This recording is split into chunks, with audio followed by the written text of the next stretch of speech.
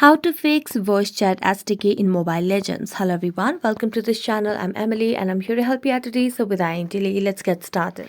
So first of all, make sure you have stable Wi-Fi connection on your device. After that, simply launch the Play Store application. Here, simply search for Mobile Legends and make sure you have an updated version of the application. As you can see, there is no option of update, which means we have the latest version of Mobile Legends. So we're gonna go back to the home screen and then make a long press on Mobile Legends, then tap on App Info.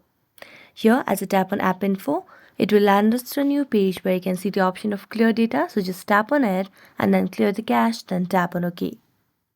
Now tap on App Permissions and make sure that you have toggled on all the options like files and media and microphone and so on. So just go to each and every option and give that access.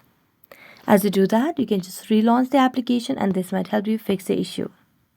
So thank you so much for watching this video. See you next time.